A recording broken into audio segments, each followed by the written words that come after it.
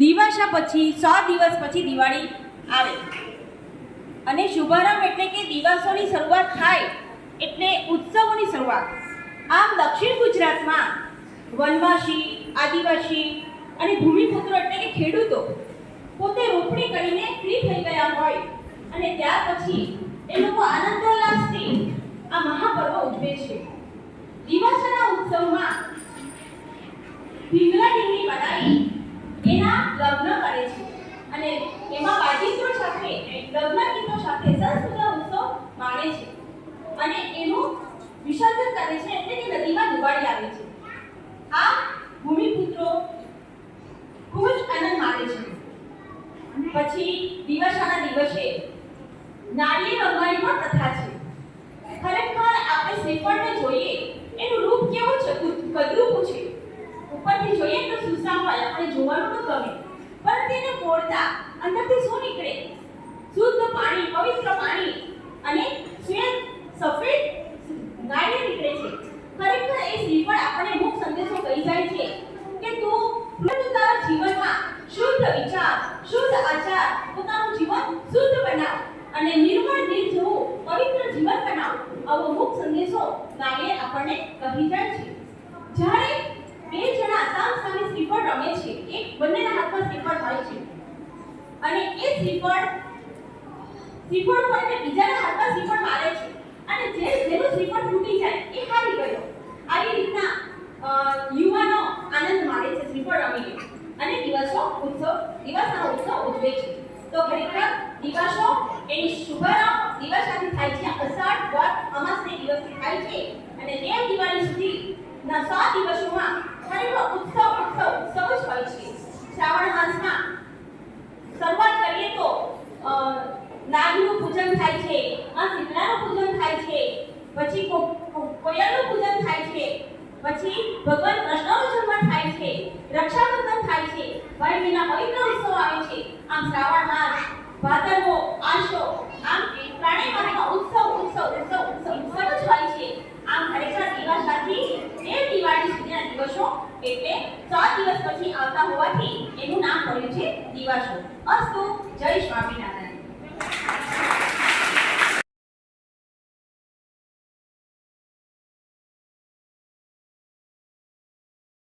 अपने दिन अमास के दिन गुजरात के त्योहार में माना जाता है. दिवासा के दूसरे दिन श्रावण महीने की शुरुआत होती है. दिवासों का अर्थ होता है त्योहार की शुरुआत. जैसे दिवास आता है वैसे दीपावली भी आ गई ऐसे समझो. दिवासों का अर्थ होता है 100 वर्ष का वासो. दिवासों का वर्ष में सबसे शुभ दिन से जाना जाता है. दिवासों का दिन त्योहार की शुरुआत होती है. आषाढ़ महीने के अंत में दिन दिवासा माना जाता है. कुछ सौभाग्यवती स्त्रियां और छोटी लड़कियां दिवासा के दिन व्रत करते हैं क्योंकि व्रत करने से अपने मनपसंद पति मिलता है और सौभाग्यवती स्त्रियां अपने सौभाग्य अखंड और संताकर प्राप्त तथा रक्षा हुए और दीर्घ आयुष. हाँ चलो બધા ટીચરોએ દિવ્યેશ સરે સરસ મજાની વાત કીધી.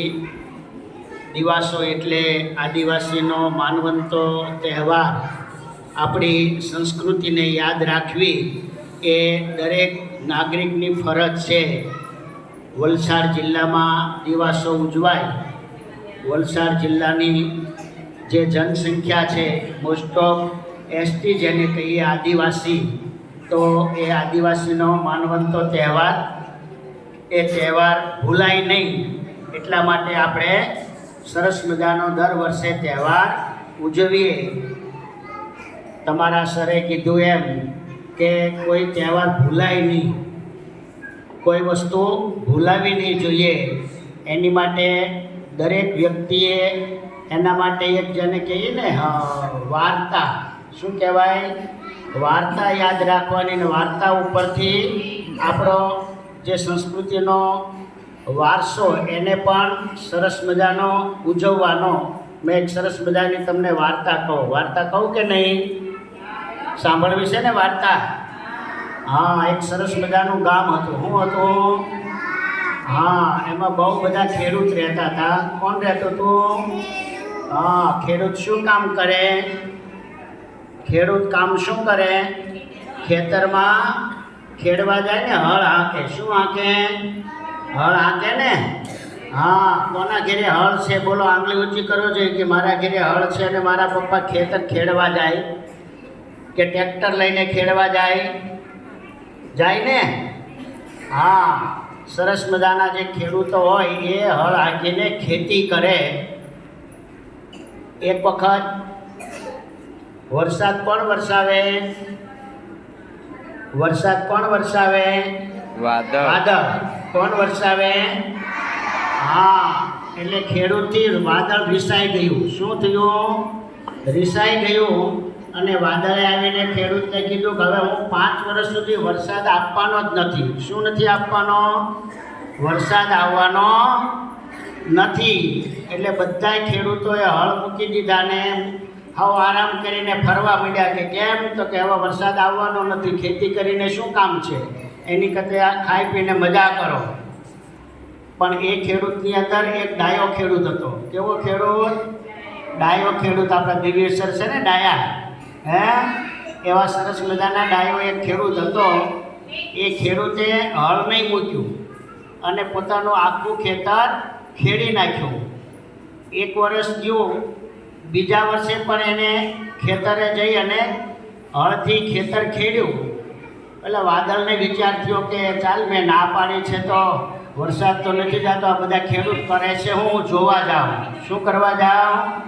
જોવા જવું પડે ને. કોઈને આપણે ડારો દઈને આવ્યા, બધા વાંચજો, કોઈ ઊભા નહીં થતા. પછી ઓલી ગ્રહ માતા આંટો મારીને જોવા આવે, છોકરા વાંચે છે કે રમત કરે છે, હે એમ બોલ્યા. ખેડૂતને જોવા માટે વાદળ ત્યાં આવીને જોયા કરે. તો એક ખેડૂત ખેતી કરતો હતો. શું કરતો હતો? ખેતી કરતો, એટલે હળ હાંકતો હતો. એટલે વાદળ આવીને પૂછ્યું કે ભાઈ વરસાદ તો આવવાનો નથી, તો ખેતર શું કરવા ખેડશો? કે શું વરસાદ આવવાનો નથી, ખેતર ખેડીને શું કરવાનું? એટલે ખેડૂતે સરસ મજાનો વાદળને જવાબ આપ્યો કે જો હું હળ નહીં હાંકું 5 વર્ષ સુધી તો પછી હું હળ હાંકવાનું ભૂલી જાઉં. શું? હળ હાંકવાનું ભૂલી જાઉં. મને હળ હાંકતા આવડશે નહીં તો મેં ખેતી કેમ કરું? એટલે હું હળ હાંકવાનું નથી ભૂલવાનો ને, એટલા માટે મેં હળ હાંકું છું અને મારી ખેતી કરું છું. વરસાદને જ્યારે આવવો હોય ત્યારે આવશે. એટલે વરસાદને પણ ચમકારો થયો કે હું 5 વર્ષ સુધી વરસાદ જ નહીં વરસાવું તો હુંય ભૂલી જઈશ કે વરસાદ કેમ વરસાવો. શું? વરસાદ કેમ વરસાવો? એટલે અડધી કલાકમાં સરસ મજાનો વરસાદો એને યાદ આવી કે હુંય ભૂલી જાઉં. એટલે વરસાદ વરસ્યો અને ખેડૂતે ખેતી કરી. વરસાદ આવવા માંડ્યો. બીજા ખેડૂત બહાર નીકળ્યા. ત્યાં તો ના પાડતો તો કેમ આવ્યો? શું? વરસાદ તો ના પાડતો તો ના આવી કેમ ગયો? અમે તો હજી ખેતર ખેડ્યા નથી, તો અમારું શું થશે? એમ તમારે પણ આદિવાસી વિસ્તારનો દિવાસાનો ઉત્સવ કોઈ પણ વર્ષ જવા દેવાનો નહીં. આ વર્ષે ઉજવો એની કરતાં વિશેષપણે બધાએ ઉત્સાહથી, નાનાથી મોટા, નાના વિદ્યાર્થી બધાએ નાળિયેર લાવશે, મોટા નહીં લાવે. કેમ? કે એને પોતાના તહેવારનું મહત્ત્વ નથી કે ભાઈ આપણો આદિવાસીનો તહેવાર છે તો નાળિયેર ફોડી અને આપણે ઉજવીએ. તો નાળિયેર કેવું હોય? ચોરસ હોય, ગોળ હોય, લાંબુ હોય? કેવું હોય નાળિયેર? નાળિયેરનો આકાર કેવો છે? ગોળ. ગોળ છે ને. પોચું પોચું છે કે કડક કડક છે? કડક કડક છે ને. હા, તો એ કડક નાળિયેરની અંદર 3 ગુણ છે. કેટલા ગુણ? માણસ હોય ને તો માણસમાં પણ એક સરસ મજાનો ગુણ હોય. કોઈને બોલવાનો, કોઈને લખવાનો, કોઈનો ડ્રોઈંગનો હોય ને કે ભાઈ આ છોકરો તો બહુ સરસ ડ્રોઈંગ કરે, આ તો બહુ સરસ બોલે, આનું તો અંગ્રેજી પાવરફુલ. એમ એક ગુણ બધાએ વ્યક્તિને ભગવાને આપ્યો છે. એમ નાળિયેરને 3 ગુણ આપ્યા છે. કેટલા ગુણ? 3. ગોળ નાળિયેરને ફોડે તેમાંથી શું નીકળે? નાળિયેરમાંથી શું નીકળશે? હા, એ પાણી કેવું નીકળશે? મીઠું કે ગંદુ? મીઠું નીકળે ને. હા, તો નાળિયેરના મોઢામાંથી મીઠું પાણી નીકળે તો માણસના મોઢામાંથી શું નીકળવું જોઈએ? મીઠી વાણી. કેવી વાણી? હા, ક્યારેય કડવું બોલવાનું નહીં, મીઠું બોલવાનું, સારું બોલવાનું, અપશબ્દ બોલવાનો નહીં. એ ગુણ નાળિયેર પાસેથી આપણે શીખવાનો. નાળિયેર ફોડે પછી શું નીકળે અંદરથી? કોપરું નીકળે ને. એનો કલર કેવો? લીલો, પીળો, કાળો, ધોળો કેવો આવે? સફેદ હોય ને, વ્હાઈટ. હા, એમ આપણે જીવનમાં પણ એવું શીખવાનું. ક્યારેય ક્લાસમાં આપણને ટીચર ઊભા કરીને કે મમ્મી પપ્પા ઠપકો આપે એવું કામ કરવાનું નહીં. જેને કહેવાય કોઈ ડાઘ આપણા જીવનમાં પડવો જોઈએ નહીં. એ બીજો ગુણ. અને નાળિયેરને તમે અત્યારે તોડશો તો જેનામાં તાકાત નહીં હોય ને તો તૂટશે નહીં, બહુ જોરથી મારવો પડે. બરાબર ને? ગમે એવું દુઃખ આવે, કોઈ આપણા ઘરે આવે, કોઈ જોઈએ, પણ ગમે એવા દુઃખની અંદર પણ માણસે મજબૂતાઈથી ઊભું રહેવાનું. શેનાથી? મજબૂતાઈથી ઊભું રહેવાનું. કોઈ પણ નાના મોટા દુઃખને સહન કરવાની શક્તિ જીવનમાં હોવી જોઈએ. એવા કડક મનના માણસે બનવાનું. આ 3 ગુણ નાળિયેરમાંથી લેવાના. કેટલા ગુણ? 3. ઘરે જઈને શું કહેશો? મમ્મી પપ્પાને કહેવાનું આજે તો સરસ મજાનો ઉત્સવ અમારી સ્કૂલમાં ઉજવાનો. ટીચરે બહુ બધી વાત કરી, સ્વામીજીએ વાર્તા કરી, અને નાળિયેરમાં 3 ગુણ રહ્યા છે એ તમારે મમ્મી પપ્પાને કહેવાના. સ્વામીજીએ 3 ગુણ શીખવાડ્યા છે. એ 3 ગુણ ઘરે જઈને મમ્મી પપ્પાને વાર્તાથી કહી દેવાનું, બધાએ, નાના મોટાએ. અને બધાય વ્યક્તિઓએ નાળિયેરના ગુણ પ્રમાણે પોતાના જીવનને ઘડતર ઘડવાનું છે. તો આ આદિવાસીનો તહેવાર સવારનો, અત્યારમાં જો મોટા મોટાથી ફોન ઘરે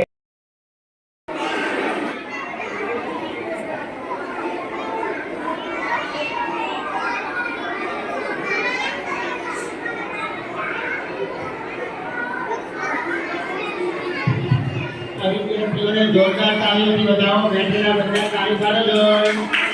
બધા તાળી પાડો. વિદ્યાર્થી આ બધું કરવા દીકરી ચોકમાં જતા રહે. બાઈક ફોરવાના સાથે ચોકમાં એક આગળ પાડી દો. નાળિયેરવાળા બધાએ બધાની જોડી તો ગોઠવી દો. લાઈનમાં ટીચરો સામ સામા બધાની.